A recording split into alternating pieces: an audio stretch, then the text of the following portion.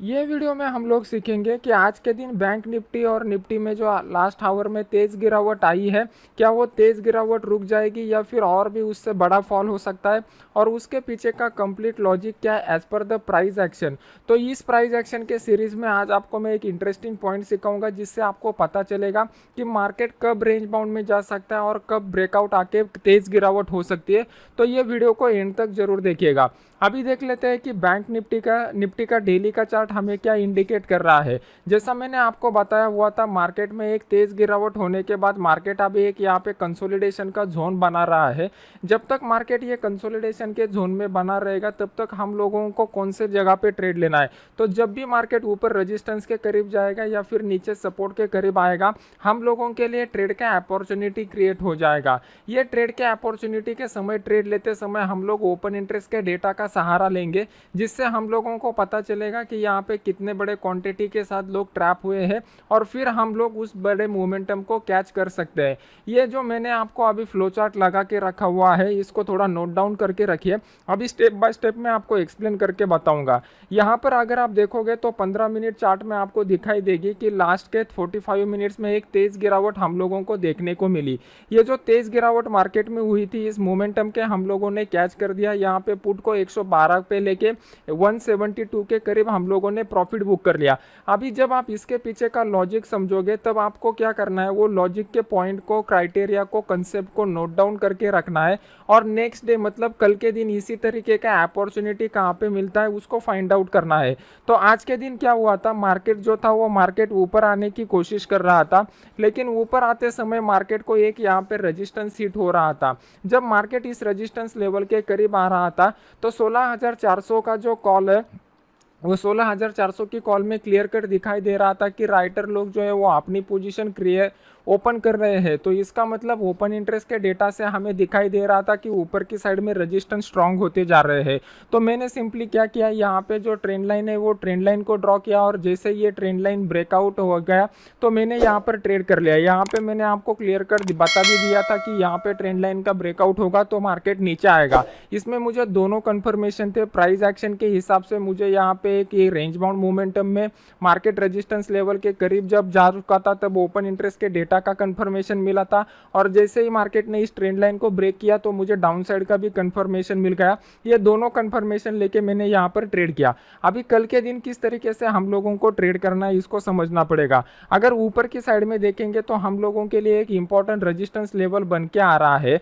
तो कल के दिन मार्केट अगर गैप अप के साथ ओपन होता है और इस लेवल को अपसाइड की तरफ ब्रेक करता है, मतलब ये 16,403 के लेवल को अपसाइड की तरफ ब्रेक करता है, तो उस केस में हम लोग 16,400 का जो कॉल है वो 16,400 के कॉल को यहाँ पर बाय कर सकते हैं। ऊपर की साइड में हमारा पहला टारगेट जो रहेगा वो 16,480 के बीच में रहेगा। 25 से 30 पॉइंट का स्टॉप लॉस हमारे लिए सफिशिएंट है।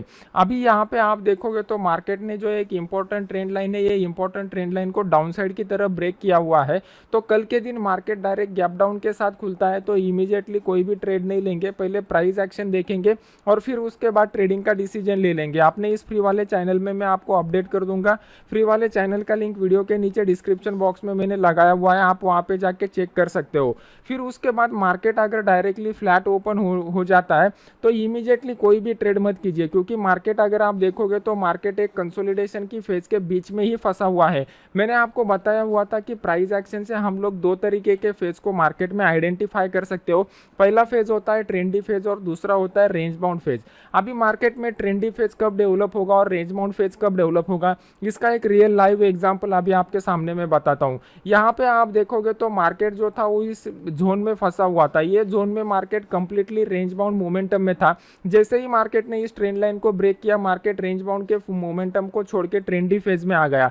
यहाँ पे ओपन इंटरेस्ट के डेटा में जितने क्वांटिटी के साथ लोग ट्रैप हो जाएंगे उतना बड़ा मोमेंटम यहाँ पे आता है। जो लोगों को फ्री का ऑप्शन चेन का कोर्स करना है उसके डिटेल्स टेलीग्राम चैनल के ऊपर दिए हुए हैं। टेलीग्राम चैनल का लिंक वीडियो के नीचे, आप वहां पे जाके चेक कीजिए।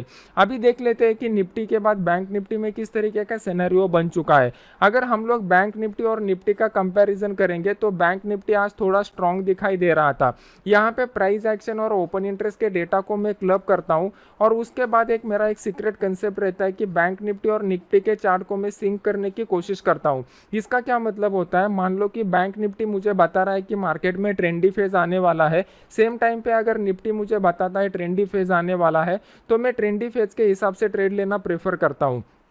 अभी यहाँ पे मार्केट अगर यहाँ पे एक बैंक निफ्टी ट्रेंडी फेज बता रहा है और निफ्टी रेंज बाउंड फेज बता रहा है, तो वो टाइम के ऊपर हम लोगों को कोई भी ट्रेड नहीं लेना है। जब आप इस सिंकिंग के मेथडोलॉजी को यूज करोगे तो आपको क्या मिलेगा, कम से कम ट्रेड मिलेगा, लेकिन सक्सेस रेट आपका अच्छा रहेगा और आपका रिस्क रिवॉर्ड रेशियो भी अच्छा रहेगा। अगर ये कंसेप्ट को आपको सीखना है तो ज़्यादा से ज़्यादा लोग इस वीडियो को लाइक और शेयर करके कॉमेंट सेक्शन में मुझे बता दीजिए, तो वीकेंड के ऊपर मैं इसको एक डिटेल वीडियो आपको बना के दूंगा। अभी बैंक निफ्टी में अगर आप देखोगे तो मार्केट डाउन साइड के मोमेंटम में बना हुआ है। जैसे ही मार्केट ऊपर जाने की कोशिश करता है, सेलर लोग फिर से मार्केट में हावी हो जाते हैं और मार्केट को नीचे आने की कोशिश करते हैं। तो यहाँ पे निफ्टी का भी हम लोगों को यहाँ पे सहारा मिल रहा है। तो आने वाले समय में मार्केट ने ये जो जोन बनाया हुआ है, ये जोन को अपसाइड की तरफ या डाउन साइड की तरफ अगर ब्रेक करेगा तो मार्केट में दोबारा एक बड़ा मोमेंटम हम लोगों को देखने को मिलेगा। मेरा एक्सपेक्टेशन ये है कि मार्केट और एक दिन, मतलब मंगलवार, आज मंगलवार और बुधवार के दिन इस जोन में बना रहा और गुरुवार के दिन अगर इस जोन को डाउन साइड की तरफ ब्रेक करता है तो एक्सपायरी का एक बढ़िया जैकपॉट ट्रेड हम लोगों को 12:30 बजे के बाद मिल सकता है। अगर कल के दिन ही मार्केट ने इस जोन को ब्रेक कर दिया तो मार्केट नीचे आएगा, लेकिन एक बड़ा मोमेंटम हम लोग कैच नहीं कर पाएंगे।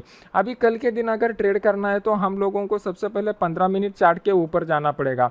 अभी आपके सामने मैंने 15 मिनट चार्ट लगाया हुआ है। जब भी आप एनालिसिस करना चाहोगे तो एनालिसिस में जो स्टेप है वो स्टेप को आप नोट डाउन करके रखिए। हम लोग पहले क्या करेंगे, डेली चार्ट का एनालिसिस करेंगे। डेली चार्ट में आइडेंटिफाई करेंगे कि मार्केट का सेंटीमेंट हमें क्या इंडिकेट कर रहा है। मार्केट के सेंटीमेंट में हम लोग लॉन्ग टर्म के ट्रेंड को आइडेंटिफाई करेंगे। जब हमारा ये कंफर्मेशन हो जाएगा तो हम लोग फिर नेक्स्ट स्टेप में आ जाएंगे इंट्राडे चार्ट के ऊपर। इंट्राडे चार्ट में हम लोग पर्टिकुलरली कौन सा टाइम फ्रेम यूज करेंगे, 15 मिनट का टाइम फ्रेम यूज करेंगे। 15 मिनट के टाइम फ्रेम में हम लोग देखेंगे कि मार्केट में कौन सा ट्रेंड चल रहा है।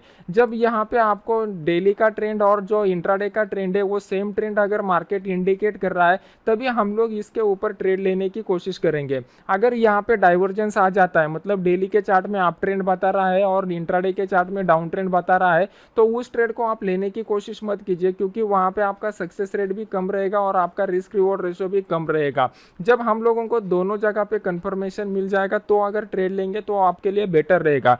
उसका एक एग्जांपल मैं अभी आपको यहाँ पे बता देता हूँ। अगर आप ओवरऑल ट्रेड में देखोगे तो मार्केट डाउन ट्रेंड में चला आ रहा है। ये डाउन ट्रेंड में अगर आप देखोगे तो मैंने सुबह बता दिया था कि मार्केट इस लेवल को ब्रेक करेगा तो ऊपर जाएगा। उस तरीके से मार्केट ने 150 से 200 पॉइंट का ऊपर का मोमेंटम दिखाया, लेकिन in the direction of the trade अगर आप देखोगे तो डाउन साइड में यहाँ पे कम समय में एक बड़ा मोमेंटम हुआ है। तो यहाँ पे ऑप्शन के जो प्रीमियम थे पुट के साइड के, वो पुट के साइड के प्रीमियम इमीडिएटली बढ़े हैं। तो being as a option buyer हम लोगों को यहाँ पे ज़्यादा प्रॉफिट हुआ है। तो इस तरीके का अगर आप मेथोडोलॉजी मल्टी टाइम फ्रेम का यूज़ करोगे तो उसमें आपको ज़्यादा बेनिफिट होने की प्रोबेबिलिटी है। अभी हम लोग इसको समझ लेते हैं कि कल के दिन इंट्राडे में कैसे ट्रेड करना पड़ेगा। यहाँ पे ऊपर की साइड में अगर हम लोग देखोगे तो हमारे लिए एक इंपॉर्टेंट रेजिस्टेंस लेवल निकल के आ रहा है 34,775 का। अगर कल के दिन मार्केट गैप अप के साथ ओपन होता है, मैं फ्लैट नहीं बोल रहा हूँ, गैप अप के साथ ओपन होता है और फिर इस लेवल को अपसाइड की तरफ मार्केट ब्रेक करता है, तो उस केस में हम लोग 34,800 का जो कॉल है वो 34,800 के कॉल को हम लोग यहाँ पर बाय कर सकते हैं। प्रोबेबिलिटी ये है कि मार्केट इस गैप को फिल करने के लिए भी कल के दिन आ सकता है। बीनवाइल बीच में आपको ये 35,000 का एक माइनर रेजिस्टेंस का लेवल निकलेगा। इसके ऊपर मार्केट सस्टेन हो जाता है तो शॉर्ट कवरिंग का भी सहारा हम लोगों को मिल जाएगा और मार्केट क्विक मोमेंटम भी यहाँ पे बता सकता है। अभी नीचे की साइड में हम लोगों के लिए एक बहुत बढ़िया अपॉर्चुनिटी यहाँ पे बन के आ रहा है। यहाँ पे मैंने आपके सामने एक ट्रेंड लाइन ड्रॉ करके रखा हुआ है। जैसा स्ट्रक्चर आज के दिन निफ्टी में बना हुआ था, सेम उसी तरीके का स्ट्रक्चर कल के दिन हमें बैंक निफ्टी में देखने को मिल सकता है। मार्केट कंटिन्यूअसली ऊपर जाने की कोशिश कर रहा है, लेकिन ऊपर के लेवल से मार्केट में तेज सेलिंग आ रही है। पहला हमें क्लू मिल चुका है कि in the direction of the trade जो है वो डाउन साइड का रहेगा, क्योंकि लॉन्ग टर्म के हिसाब से मार्केट में डाउन ट्रेंड चल रहा है। तो अभी यहाँ पे मार्केट कल के दिन फ्लैट ओपन होता है इस ट्रेंड लाइन के ऊपर या फिर ये 34,600 के नीचे, इन जो इस जोन में अगर कल के दिन मार्केट ओपन हो जाता है और अगर फर्स्ट कैंडल के ऊपर भी मार्केट इस लेवल को डाउन साइड की तरफ ब्रेक करता है तो यहाँ पे इमीडिएट हम लोग सेल का पोजीशन ले सकते हैं। उस केस में हम लोग 34,400 का जो पुट है वो 34,400 के पुट को यहाँ पर बाय कर सकते हैं। 34,400 के पुट पर बाय करने के बाद हम लोगों को जो नीचे की साइड में 34,200 का लेवल है ये एक इंपॉर्टेंट सपोर्ट लेवल का काम करेगा, जहां तक टारगेट के लिए हम लोग होल्ड रख सकते हैं। अभी इसके पीछे का लॉजिक हम लोगों को थोड़ा समझने लेना पड़ेगा। जब लॉजिक समझेगा तब आप इस ट्रेडिंग स्ट्रैटेजी को लाइव मार्केट में इंप्लीमेंट करना चालू करोगे। मार्केट यहाँ पे ऊपर जाने की कोशिश कर रहा है लेकिन ऊपर की लेवल पर सेलर्स एक्टिव हो रहे हैं। अगर यहाँ पे जब भी मार्केट ऊपर जाता है रेजिस्टेंस लेवल के करीब आता है तो यहाँ पे आपको देखना पड़ेगा कि कॉल की साइड में कितना ओपन इंटरेस्ट बन रहा है। मार्केट अगर ऊपर जा रहा है तो कॉल की साइड का ओपन इंटरेस्ट अगर क्वांटिटी वाइज इंक्रीज हो रहा है मतलब यहाँ पे राइटर लोग जो है वो राइटर लोग सेल का पोजीशन इनिशिएट कर रहे हैं। हम लोगों से राइटर लोग ज़्यादा पावरफुल रहते हैं, उनको हमारे तरफ से ज़्यादा अंदाजा उन लोगों को आ जाता है कि मार्केट कौन से डायरेक्शन में मूव हो सकता है। जब हमें सामने सामने दिखाई दे रहा है कि यहाँ पे सेलिंग के पोजीशन बन रहे हैं तो हाई प्रोबेबिलिटी ये रहती है कि मार्केट नीचे में आके डाउन साइड का बड़ा मोमेंटम देखने को मिल सकता है। तो इस तरीके का जो लॉजिक मैंने आपको बताया कल आप उसको मार्केट में इंप्लीमेंट करके देखिए, आपको अंदाजा आ जाएगा कि ये वर्क करता है कि नहीं करता है। अगर कल के दिन मार्केट डायरेक्टली 34,000 के लेवल के करीब गैप डाउन ओपन होता है तो इमीडिएटली यहाँ पे बाय करने की कोशिश मत कीजिए, क्योंकि मार्केट ये में यहाँ पे एक सपोर्ट का लेवल बन चुका है। मार्केट को ये सपोर्ट के लेवल के ऊपर थोड़ा कंसोलिडेट होना चाहिए और कंसोलिडेट होने के बाद अगर मार्केट डाउन साइड का मोमेंटम दिखाता है तो उस केस में हम लोग 34,000 का जो पुट है वो 34,000 के पुट को यहाँ पर बाय कर सकते हैं। नीचे की साइड में 200 से लेकर 300 पॉइंट तक का भी टारगेट हम लोगों को मिल सकता है। अभी अगर हम लोग यहाँ पे इन्वेस्टर साइकोलॉजी के बारे में थोड़ा समझने की कोशिश करेंगे तो आपका अंडरस्टैंडिंग और भी क्लियर हो जाएगा। जब भी मार्केट में बड़े प्लेयर को अपना पोजीशन स्क्वायर ऑफ करना रहता है तो उनको मान लो कि बाय का पोजीशन उन्होंने लिया हुआ है, उनको मार्केट में वो जो बाय का पोजीशन है उसको स्क्वायर ऑफ करना है तो उनको सेल का ऑर्डर पंच करना पड़ेगा। तो उनको अगर सेल का ऑर्डर पंच करना है तो रिटेल ट्रेडर की तरफ से बाय का ऑर्डर फ्लो आना चाहिए। तो इस तरीके से वो एक ट्रैप बिछाते हैं जिसमें हम जैसे रिटेल ट्रेडर फंस जाते हैं।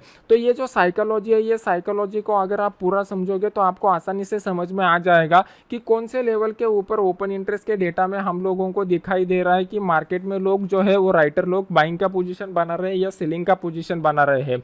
जैसे कि आज के दिन अगर आप देखोगे तो मार्केट में एक सेंटीमेंट बाइंग का था, क्योंकि पिछले दिन मार्केट ने एक बुलिश कैंडल दिखाया हुआ था, मार्केट ऊपर भी चला गया था। जो लेवल के ऊपर मैंने आपको बोला था वहां से ऑलमोस्ट 200-250 पॉइंट भी मार्केट में अपसाइड का मोमेंटम दिखा दिया। लेकिन जब भी मार्केट में अपसाइड का मोमेंटम दिखाई दे रहा था वो टाइम के ऊपर यहाँ पे हम लोगों को ओपन इंटरेस्ट के डेटा में दिखना चाहिए कि फ्रेश बाइंग का पोजीशन बन रहा है। अगर यहाँ पे फ्रेश बाइंग का पोजीशन बनता है तभी ये मोमेंटम सस्टेन रहता है, ज़्यादा टाइम के लिए मार्केट इस मोमेंटम को पकड़ के रख सकता है। अगर ये लेवल के मार्केट ऊपर जा रहा है और ऊपर जाते समय हम लोगों को दिखाई दे रहा है कि रेजिस्टेंस लेवल में ओपन इंटरेस्ट बढ़ रहा है उस स्ट्राइक प्राइस के ऊपर, मतलब मार्केट ऊपर लेके जाने के बाद बड़े प्लेयर उसको गिराने वाले हैं। ये साइकोलॉजी को समझ लीजिए दोस्तों, जब तक आप ये साइकोलॉजी नहीं समझोगे तब तक आप एक प्रोफेशनल ट्रेडर नहीं बन पाओगे। यहाँ पे अगर 15 मिनट चार्ट में हम लोग जाते हैं तो जो लोगों ने मेरा फ्री का कोर्स किया रहेगा वो लोगों को पता रहेगा कि ये जो 34,800 का जो लेवल है यहाँ पर मार्केट पहुंचने से पहले ही ये लेवल के ऊपर ओपन इंटरेस्ट के डेटा में कॉल के साइड में ओपन इंटरेस्ट ज़्यादा बढ़ रहा था। मार्केट अगर ऊपर जाता है, ऊपर जाते समय जनरली मार्केट को अगर सस्टेन रहना है तो यहाँ पे पुट की साइड में ओपन इंटरेस्ट बढ़ना चाहिए। लेकिन ओपन इंटरेस्ट अगर कॉल की साइड में मार्केट ऊपर जाते समय बढ़ रहा है तो ये मोमेंटम में ऊपर जाने के बाद सेलिंग आना कंफर्म है। इसी तरीके के अपॉर्चुनिटी आपको क्रिएट करने पड़ेंगे। तो ये सब पॉइंट को क्लब करना सीखिए, पहले प्राइस एक्शन और फिर ओपन इंटरेस्ट के डेटा को क्लब करना सीखिए, फिर उसके बाद बैंक निफ्टी और निफ्टी के चार्ट को क्लब करना सीखिए। जब आप इस तरीके का क्लबिंग करना चालू कर दोगे तो इससे क्या हो जाएगा, आपको नंबर ऑफ ट्रेड्स कम मिलेंगे लेकिन आपका सक्सेस रेट भी बढ़ जाएगा और रिस्क रिवॉर्ड रेशियो भी बढ़ जाएगा। इससे क्या हो जाएगा, आपका जो कॉस्ट ऑफ ट्रेडिंग आता है वो कॉस्ट ऑफ ट्रेडिंग भी कम हो जाएगा और कॉस्ट ऑफ ट्रेडिंग कम होने के बाद आपका प्रॉफिट फैक्टर भी बढ़ जाएगा। और इस केस में हम लोगों को जो ड्रॉडाउन आते हैं वो ड्रॉडाउन भी मिनिमम रहेंगे। और जब ड्रॉडाउन आपका मिनिमम रहेगा तो यहाँ पे जो आपको साइकोलॉजिकल फैक्टर्स इफेक्ट करते हैं वो साइकोलॉजिकल फैक्टर यहाँ पे ज़्यादा इफेक्ट नहीं करेंगे, तो आप एक कंसिस्टेंटली सक्सेसफुल ट्रेडिंग स्ट्रेटजी को प्रॉपरली फॉलो कर पाओगे, और उसको अगर आप फॉलो करोगे तो सक्सेस आपको फॉलो करेगा। इसी तरीके के एजुकेशनल वीडियो देखने के लिए लाइक, शेयर और कमेंट कीजिए, और अपने यूट्यूब चैनल को सब्सक्राइब करके बेल आइकॉन का बटन दबा दीजिए। तो मिलते हैं नेक्स्ट एजुकेशनल वीडियो में। Thank you very much.